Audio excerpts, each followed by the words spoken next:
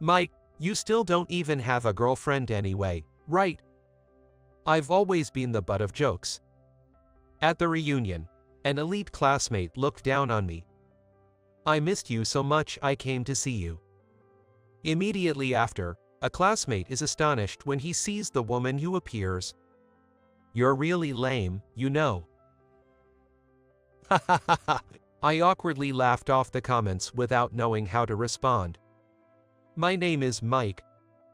I am a man who will turn 40 this year, whose only strengths are that I was always earnest and have worked hard in my studies. As you can guess, I've been teased ever since I was in school. I've consistently been made fun of by both men and women. Mike, you're really a lame guy. Seriously, you're not dull at all, and I pity you. They always teased me like this, and I couldn't even deny it. I just laughed and acted like a fool every time. I was pathetic, frustrated, but most of all I was always upset with myself for laughing it off and not talking back. I've always loved learning, and I was the top student in my grade. Thanks to that, I was able to get into a well-known university. In college life, I was not teased at all. I was feeling somewhat deflated because I was so braced for it. I know, it's childish. No one messes with me anymore in college. With that thought, I was at ease with my college life. The same was true when I joined the club, and I was enjoying my life as if my life earlier had been a joke. However, my joyful life dramatically changed at a certain point. I coincidentally overheard shocking words from a friend. Mike is pitiful, isn't he? His face is just ugly. Woman from the same club, whom I was quite fond of, was talking about me like that behind my back. I was on the verge of becoming distrustful of people. Moreover, in the club, that woman acted as if nothing had changed, smiling and interacting with me, which only hurt me more. I couldn't take it anymore and quit the club to immerse myself in my studies. If I focused on my studies, I didn't have to think about the things I didn't want to think about, and no one would ever bother me. And so, I graduated from university with excellent grades and was able to get a job at a major company. I was assigned to the IT department, where I rarely have to interact with others, as I had hoped. Every day was about maintenance and troubleshooting. Since I was dealing with machines, there were no weird anxieties, so I felt secure. It was my ideal job. Though I tried to avoid interacting with people as much as possible, conversations were essential for work-related communications and understanding the surrounding situation. I was scared to talk to other people, and each time I did, I got a weird reaction, but it was a lot better than when I was a student. And then, a few years later, I learned about a new female employee in another department, named Laura Lauren. My colleagues were amazed by her appearance, because she was an incredibly beautiful woman. When I happened to pass by and saw her, I was not only surprised by her beauty but also felt envious. This company hires based on academic performance. Moreover, she was in the administrative sales department. Unlike me, she seemed to excel at communication, as she was always surrounded by people. Laura is quite pretty, isn't she? And she's great at her job too, truly a perfect person. I wondered if I could have led a shining life like hers if I had her looks and communication skills. What's that? One day on my way to work, I found a wallet on the side of the road. The wallet looked quite pretty, probably belonging to a woman. It was a bit out of my way, but I decided to take it to the nearby police station. "Please take this with you," said the officer, handing me a found property receipt.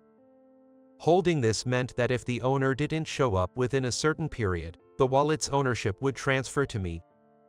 Checking my phone, I realized I was running late for work due to the time spent at the police station. Wait, I'm going to be late. Oh no. In my rush to leave the station, I bumped into a woman trying to enter. The woman who bumped into me fell on her butt. Despite my hurry, I blamed myself for not being careful enough and causing trouble to someone else. Trying to do a good deed, only to end up complicating my own life. It felt like my life was a perfect example of clumsiness. "I'm so sorry. Are you okay?" I asked the woman who had fallen. "I'm sorry too. I was in a hurry." When I offered my hand, she took it, and I gently helped her up. And when I saw her turn to me, I froze for a moment. The woman I had bumped into was Laura. Hurting such a beautiful woman made me feel down, but I first needed to make sure she wasn't injured.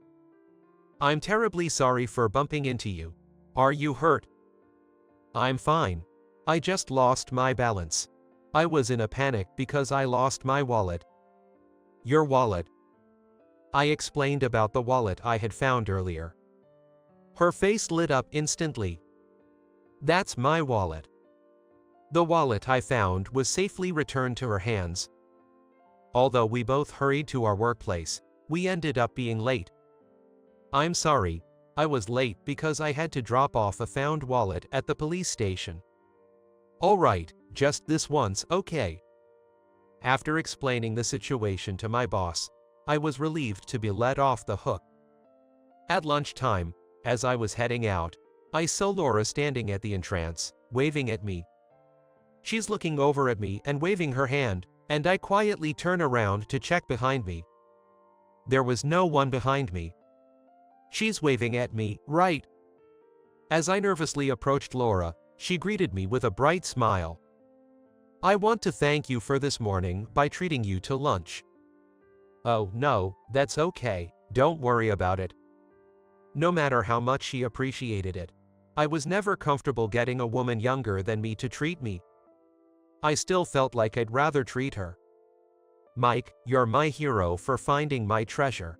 This wallet contains a photo of my late mother. She shared that she lost her mother to illness at a young age and was raised by her father alone. Her mother had always lived in the hospital, but a photo she kept in her wallet was the only one of her mother looking healthy and smiling brightly in the park, making it her treasure. If it's a treasure, you might say I should keep it at home, but I just can't bear to part with it. I need it with me all the time." As I listened to her story, my mind was racing. Having heard such a story from her, I felt compelled to offer some kind words of comfort. However, as someone who has hardly ever spoken to women, I wondered what I could say that would be appropriate without making things worse. "I don't know what to say, it's just too sad." After much thought, I decided to be honest and express exactly how I felt. After speaking, I internally chastised myself for not being able to say anything more insightful. I may not be able to talk to anybody in the future if the beautiful woman looks at me coldly. Apprehensively, I checked her expression. But she didn't seem to be in the worst-case scenario I had imagined. Instead, perhaps pleased by my response, she wore a warm smile. "If you won't let me treat you, I'll bring you some delicious sweets next time." As she said this and left, I once again found myself unable to utter a cool response or even wave goodbye. "Here, just as promised." Oh, thank you." Laura indeed brought sweets to my department on another day. They were the kind of expensive-looking sweets you'd find in a department store, and I hesitated for a moment to accept them, but her smiling enthusiasm made me cave in and take them. "Wow, Laura gave you sweets. Man, I wish a beauty like her would give me something too." My colleagues looked on with surprise and envy. Wanting to escape their gazes, I left the workplace as soon as it was time to go home. Once home, I nervously opened the box of sweets. Inside were elegant cookies that could be savored slowly over several days, and even a tin of tea leaves that would be perfect with the cookies. There seemed to be a letter in the box as well. It was written in lovely, handwritten script. "You can count on me if you need anything." Her contact information was written at the bottom of the letter. It seemed I was faced with another dilemma. The letter included her contact information, but I had no idea what to do. I stared at the contact details, paced aimlessly around the room, and even took a bath to try and clear my head. And so I spent a good hour worrying about it. I couldn't help but thank Laura for the cookies, so I made up my mind to contact her. "This is Mike. The cookies and tea were delicious, thank you very much." I texted Laura that was vague no matter how many times I reviewed it. As soon as I texted, a ringtone rang from my phone indicating a reply from her, and in my panic, I took a breath and slowly peeked at my phone. "I'm glad to hear that." Her reply was brief. I was a little embarrassed at how I was feeling now, as this was the first time I had ever exchanged texts with a woman in this way. From that day on, I started receiving texts from her frequently. Each time, I agonized over how to respond, taking my time with each message, though her replies always came quickly.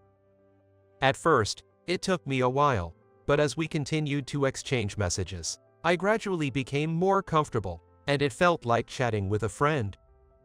Time passed, and I turned 40. An invitation to my high school reunion arrived, leaving me undecided about attending. In elementary and middle school, many of them had grown up together since childhood, so I was not teased that much, but in high school, I met many people for the first time, and it is no exaggeration to say that I was teased the most. But I'm turning 40, and it's time for me to stop worrying about being messed with. I have no good memories at all, but I thought it would not be right to drag out the past any longer, so I replied to attend the reunion. Since I didn't have any particularly close classmates, I had no idea who would be attending. But once gathered, it was clear who was who. Despite everyone being older, the faint traces of our younger selves were still there. Following the faint traces of our younger selves, I mentally confirmed each person's name. I immediately recognized those who used to tease me. The atmosphere was as if they had simply grown older without truly maturing, chatting amicably around.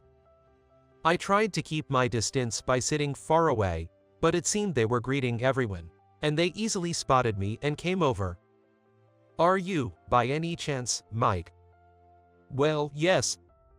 He had aged, but his personality seemed unchanged. Sitting beside me with an annoying grin, he started talking. "Whoa, it's that Mike. You're still looking as dull as ever." Ha ha ha ha.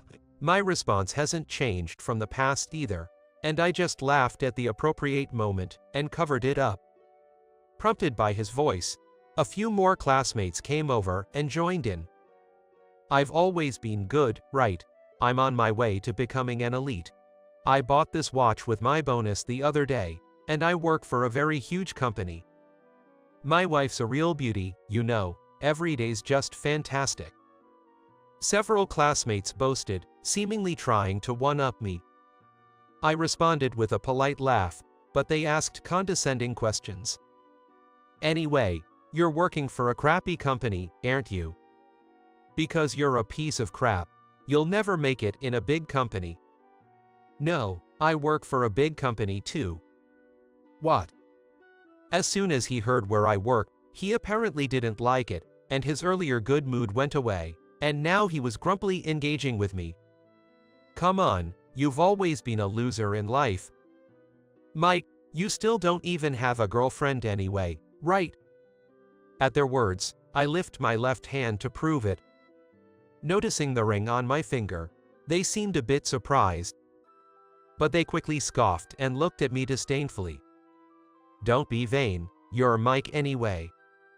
Sure, being single at this age might be embarrassing, but it's not good to lie with a fake ring on your finger, is it? He even messed with me for wearing a fake ring just to impress them. Ridiculous. If that's true, it's too lame. But then, a savior appeared to rescue me from my plight. "Hey, I missed you so much I came to see you." "Huh?" Caught off guard by the sudden embrace from behind, I let out a foolish sound. A woman hugged me from behind, intertwining her arms with mine. "Hello everyone, I've heard about you from my husband." She said hello, and everyone's attention was riveted on her. She was strikingly beautiful and young, leaving them speechless at her sight. But eventually, one cautiously asked, "Well, who is this?" "She's Laura Lauren." "Well, it's Laura Bland now. We got married recently." Since then, Laura and I have grown closer through texting, and we started dating after her somewhat pushy approach. I was indecisive even about where to go on dates, but her excellent communication skills always helped us find places we'd both enjoy. I have shown her all the pathetic aspects of me, but she was not appalled by this kind of me and stayed with me for a long time. At first I had a hard time coping with the fact that everything was new to me, but as I got to know her, I began to see her as an irreplaceable and precious person. If we were to get married, I'd change my last name. What? I panicked, having made a proposal that I had not intended at all. As I was floundering around thinking about how I could somehow make the proposal even cooler, Laura grabbed my hand to calm me down. "I love your down-to-earth nature, Laura. You should have absolutely turned a blind eye to the purse I lost at that time, if you considered you were in a hurry to work, but you didn't. I was attracted to you because of your sweet nature," she said, leaving me even more bewildered with her heartwarming words. To add to that, she continued, "I want to change my last name to yours." Hearing her response, I felt a warm sensation deep inside me. Laura accepted me as I was, and I felt like my old self was saved, and I really was grateful to her for that. And to this day, it was Laura who saved me from this situation, and I can't thank her enough at all. I'm sorry to have disturbed you, my dear. No, it's actually perfect timing. The atmosphere here seems a bit off, so I think I'll head home early. Laura's arrival had caused a stir at the reunion. With all eyes on us, the guys nearby seemed frustrated. "Let's go now." I was pulled outside by Laura's unexpectedly strong grip. Outside, the bustle of the indoors was replaced by a serene quiet. "I'm sorry, you seemed troubled yesterday, so I was worried and came to check on you." "No, really, you saved me, thank you." "You should have talked back to them." She must have witnessed everything. I hadn't noticed her, even though she might have been waiting for the right moment to step in. "We've kind of ruined the reunion. How about we go for a drink somewhere before heading home?" We're going on a date now. Where should we go?" "I'm happy to go anywhere as long as I'm with you." Thanks to her, I was able to confront my difficult past. Determined to protect this happiness in our future, I'm motivated to work hard every day.